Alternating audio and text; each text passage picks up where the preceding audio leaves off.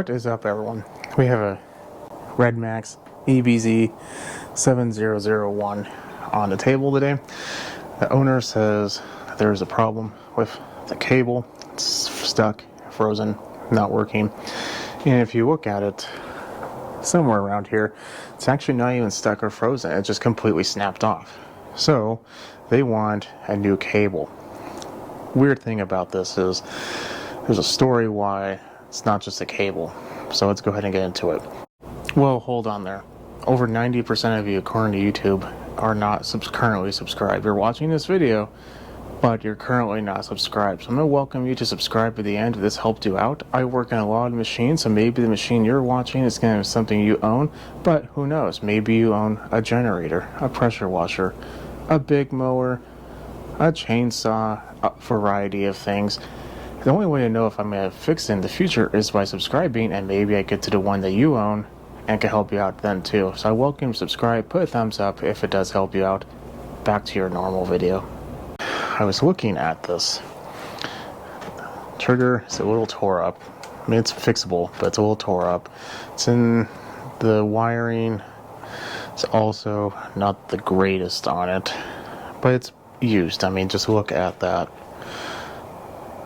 That was someone's attempt to fix something. Who knows? Cracked. Maybe just poor performance. Who knows? But I went online. Trying to find a cable for this is actually really, really hard. They're not, at least where I've looked, they're usually either out of stock or discontinued. So I eventually came to this. It's a whole handle assembly with said cables.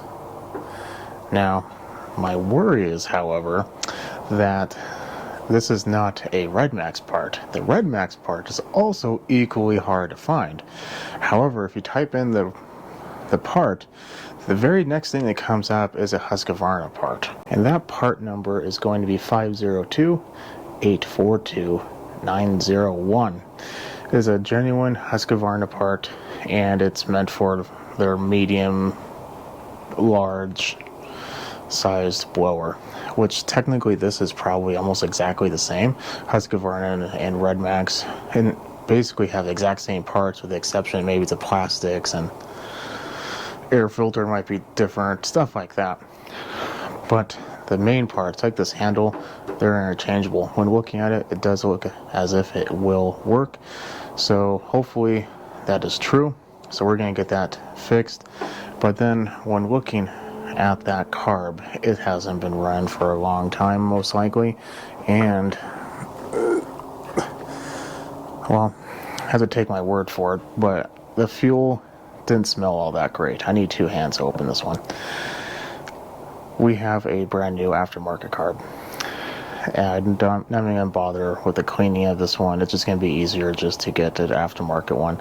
To find out, just type in EBZ7001 into whatever aftermarket website that you want to purchase from, and type Carburetor after that, and just make sure it is actually for that. They like to throw them in there for other models, but make sure you're getting the right one. So first things first, we're going to take off this air filter housing, cover, all that. That's going to allow us to gain access to the carb.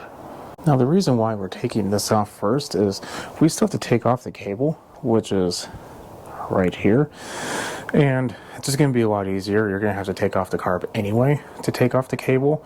So while we're taking the carb off to replace the cable and handle, we'll just replace the whole carb. So that's why we're going to start with this first. We could do the handle first, but then we would just get to that point where we realize, why don't we just do the carb first? A T25 gets us out of this predicament of taking this off.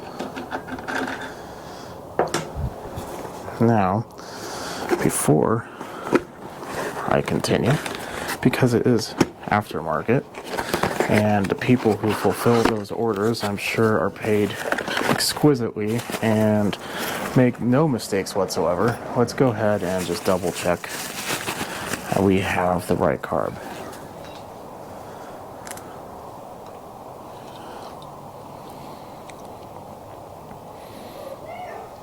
That looks about right. Don't really have anything jumping out on me of it being wrong. Doesn't mean the jetting's right though, but so far the size and the shape, everything looks to be right. So we should be good to go to continue. I have removed the fuel cap to make sure that when I take the fuel lines off, the tank isn't under any type of pressure. We're going to be replacing the fuel lines, I believe, and most likely the grommet too. Let's make sure we have all that before we go all crazy. We definitely have fuel line. I don't know if we have the grommet. We do not have the grommet, which is disappointing to say the least. But we did get a real bad version of this Walbro adjustment tool on this carb kit. I'm not sure why we would need that. I wouldn't trust this, to be honest. Get the Walbro one. Don't use this. I mean, in fact, you can't tell, but I threw that in the trash. The reason being is that needs to be pretty precise. Not necessarily like the flat end of it. I mean, as long as it's flat, it's flat. But the other side, that's a pretty precise tool, and you don't, oh, that just snapped right off. You don't really want to cheap out on that type of thing. So don't do that. Hopefully that grommet's good. Actually, if it doesn't feel that bad, it still feels pretty soft. So that's at least a bonus. Come on, get off there. There we go. We do have another gasket. I'm going to put the fuel cap back on so we don't get any dirt with our ancient fuel. We don't care about that gasket though.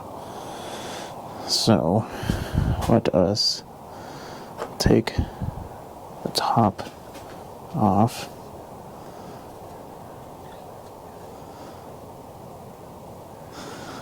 Usually that centerpiece spins, but it's pretty nasty, so it's not, of course. There we go. That releases the cable, which it just hit me. I don't need to, except the ground kill wire is right there. It's an interesting location for it. I'm gonna need a wrench and a 10 millimeter. We'll just loosen this.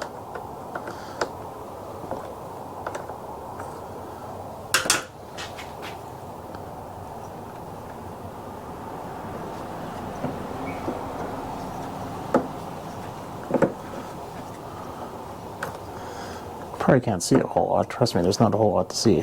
Carb is now removed. We can now worry about getting the cable out of the way. In our yeah, see, end is completely broken off, so that was trash. Anyway, in our carb box, we did get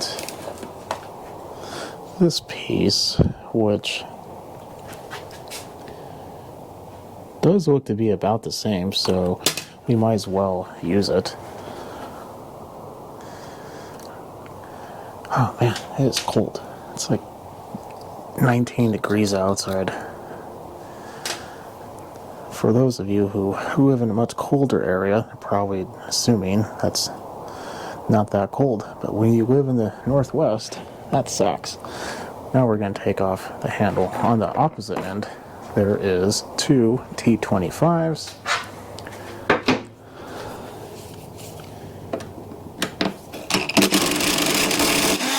Wow. That was on there. And it came off with no hassle. I like that. This is trash. I don't even know how that was even connected. Was it even connected to anything? I'm starting to wonder. Oh no, I think I see part of the problem. It wasn't even connected. One of them was the wire just completely broke off and left the connector inside.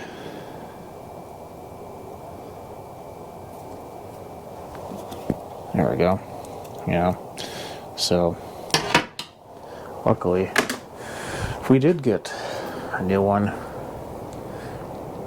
These shouldn't really matter how you install them. I'm just going to put the screws back in, and then we will get the cable ready, and I'll help you right back.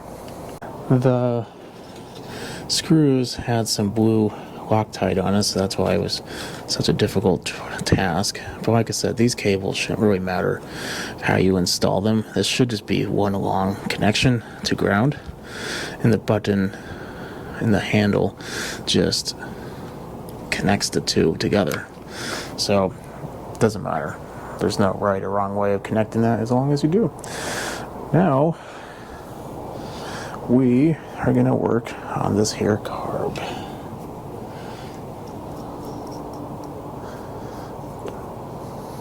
Let's take this off. We'll put that like this, so.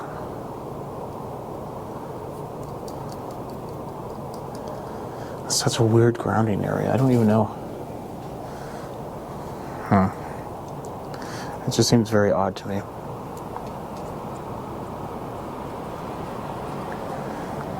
Now, when you do this, if you don't put this on the right way or not tight enough, it will put tension on the cable and you won't have it idle. If you put it on too tight, then when you give it full throttle, you won't actually get full throttle. So hopefully we're just going to go all the way, because there's really not a whole lot of adjustment that was on the other one, and we'll see how it works. We'll take a look at it before we mount anything, of course.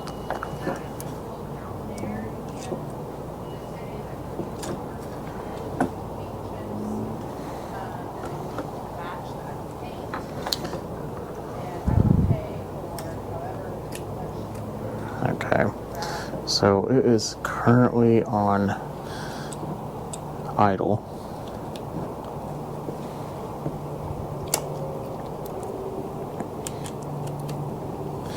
So what we're going to look at is this. With it on idle, is it actually touching the idle screw? It does appear so.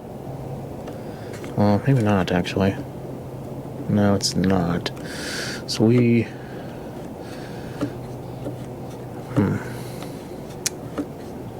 it's not.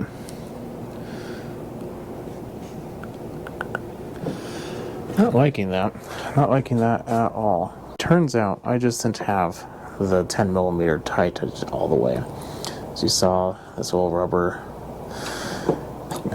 gasket fell off. That's fine. Now that we have that done, we're going to put this out of our way. And I'm going to look at these here fuel lines. We're going to open up the fuel tank again. One is a return, one is the fuel. I am pretty sure the black one is the fuel. Yeah.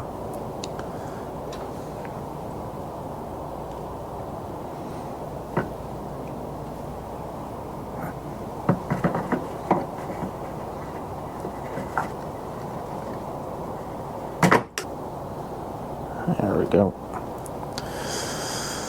It's easy when it breaks off. When it comes down to fuel lines, you're going to want to make everything as easy as possible, because the way these work is they have to have pressure on them so they don't leak. So we're going to put a little bit of oil in there. And actually, I completely forgot, but I'll discuss this now.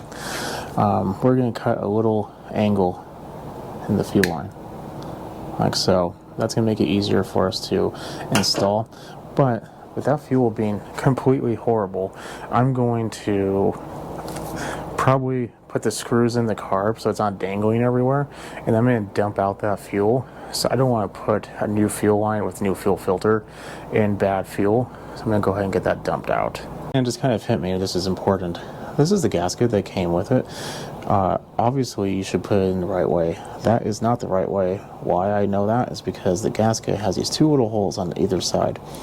Now, there is no wrong way in this particular one to install it, because these two holes will, one of them will at least match up with that. That is important. If you don't have that open, then the crankcase pressure can't actually go into the carb and be used to pump the fuel around. So it's important that you get that lined up and matched up. If yours only has one, make sure that you're not putting it on backwards and blocking that little port. If you do, it's not going to run pretty much at all. Maybe if you prime it, but that's really about it for, I don't know, 10-15 seconds, and then it'll just die. Now that the fuel is empty, probably considering this one, it's not going to be that big of a issue of which one we use, but we do need to figure out what is the return line.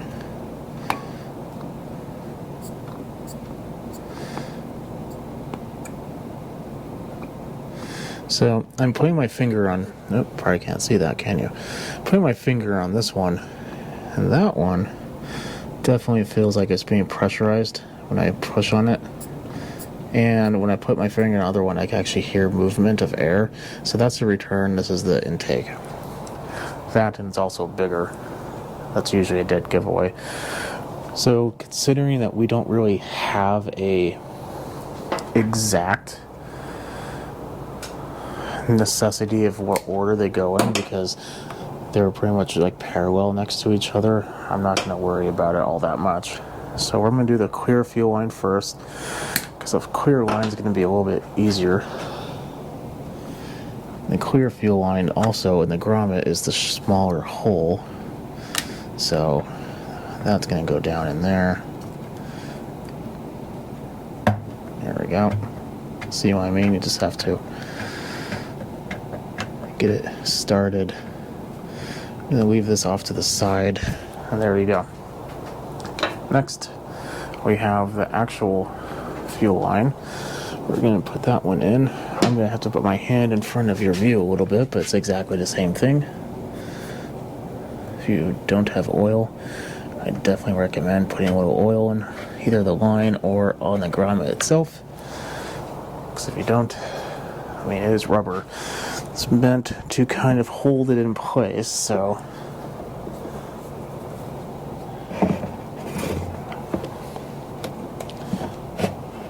there we go. Now, I have the other end out of the tank. Probably going to need a little bit more. So I'm going to pull it a little bit more through. There we go. We're going to clip our cut off and install our new fuel filter.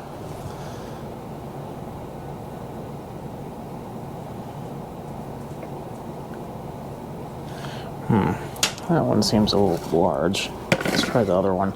Came with two. I think technically this is the style that it came with.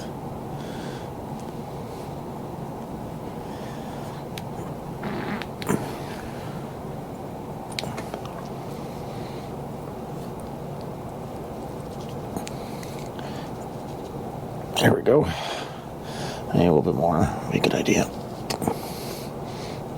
There we go. That's not going to fall off anytime soon. Now, the length of a fuel line. That's important because you don't want it too short, because if it's too short, it's not actually going to reach the bottom of the tank. If it's too long, it's just going to be not under pressure, but the length of it is just going to kind of bunch it up. And it's kind of meant to, if you're walking a little bit at an angle, they kind of go down to the lowest point of the tank as you're walking. So you kind of just want it to be able to do so. This is pretty good in my opinion. It's about 8 inches or so. Maybe even a little bit more would be a good idea. And when you put it in, you need to make sure that it's not just all bunched up again. So that's where these little tools come in handy. Just kind of push it towards the center of the tank. There we go. And now it is on the bottom, and we are good to go. Let's close this so we don't introduce any more garbage.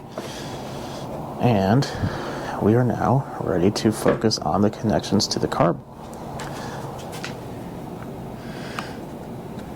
This is obviously too long, so we're going to have to take a little bit off.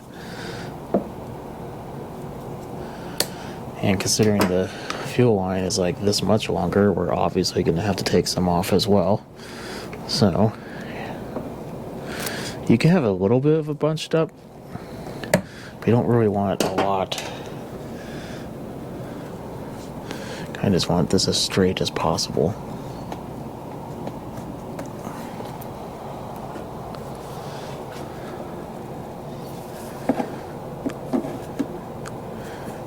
This is a lot easier when they're not super cold. It's not all the way on. And I get a different pair of pliers. Now, sometimes they do come with fuel clips. In this case, there is a fuel clip on the return line.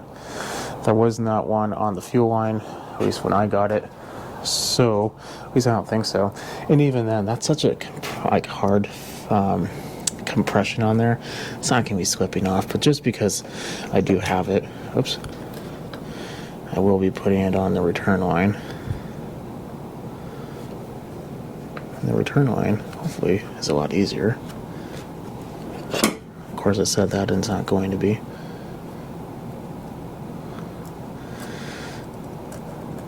Yet again, it'll be a lot easier when it's not freezing out. The fuel line gets hard. You could also put oil on it. It wouldn't be a horrible idea. There we go. That is now on there. And these are the worst needle nose I could have grabbed.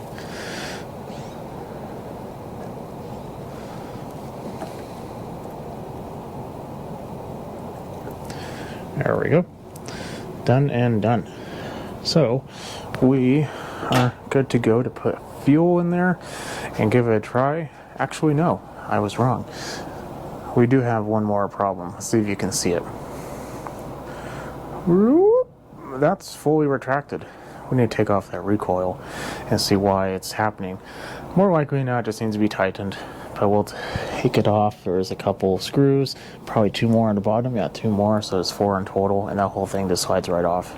This is going to be super hard to kind of show, but I have it fully retracted. My hand is holding it in place, and I need to kind of gather that up a little bit.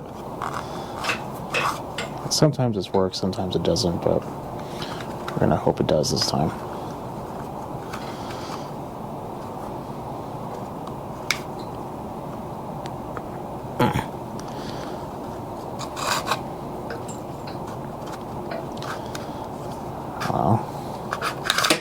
Oh, now it's retracting almost all the way. Might just need to be cleaned. In fact, I think that is what it is. Look, it just needs to be cleaned and oiled. Oh, okay. Well, at least oiled. It's not really dirty. I mean, it's a little dirty. This is just marble. There's probably better solutions for this, but this is what I have with me.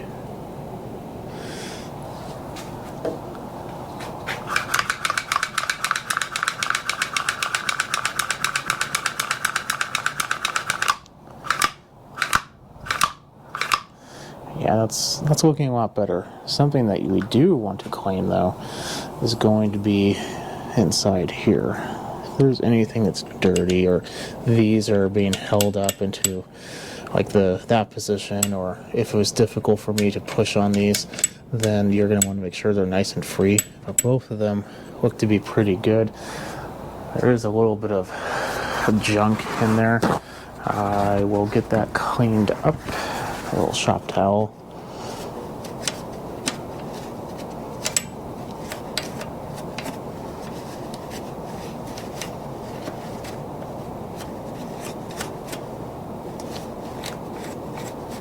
That's not perfect, but it's a whole lot better. And we'll just give ourselves a little bit of lubrification right there too. I'll spin this over a little bit. You do want to be careful if it's on the compression stroke and it gets past it somehow, your fingers there, it could be real painful. Usually metal is stronger than finger. Okay, I'm going to put that back on and we'll get some fuel in it. You made it this far, and you're looking for that bonus tip I mentioned earlier. Well, on the text. Here it is. If you cleaned this carb and you want to make sure everything is good to go, with fuel in there, when you press down this bulb, you should see fuel start to enter it. If you do not, that means something's not good. And I don't know if you can see, I could barely see, but the fuel is actually going to the return line. Nothing's leaking. We should be good to go. And even another bonus tip. If you really want to get good oil, get Echo Armor. It's great. It's amazing. That's all I ever use. It's just great. It's red, so you can kind of tell if it's yours or not, because usually when people bring me machines that I just worked on, and next thing I know I look in the fuel tank and it's blue fuel, I'm like, no, you put more fuel in here, so much so that you use the fuel I put in there, put in your fuel, and then I make a video on using bad fuel. So that's why I like it as well, besides being a great oil. Okay, 'tis the moment of truth, figuring out if that was worth it or not. It does have compression. I forgot to mention that. It's not the greatest compression, but as you can tell, it probably hasn't been ran for a long time. I'm going to put a little bit of throttle. I don't remember where choke is. I'm going to say that's choke. Uh-oh. We might have another problem with the recoil.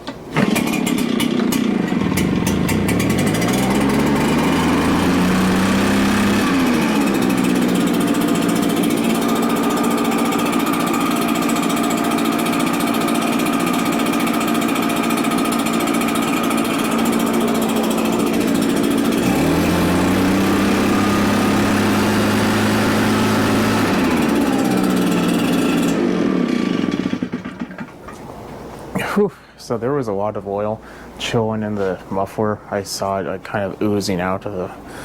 So I've kind of expected this, but it runs, goes down to idle, goes to full throttle. So if you have a problem with the EBZ7001 and you need a cable, don't bother, just get the whole handle. I think the cable is like 19 bucks, the whole handle is like 48 bucks. So yeah, it's like $30 more, but you get new wiring, you get a brand new handle. It's literally 30 seconds to install the handle, so I don't know why you wouldn't do that. If you're going to redo the cable, you're going to have to disassemble the handle, and then maybe there's broken pieces inside, you don't know. Well, I guess maybe you would, but just get the whole handle. Having said that, this is good to go.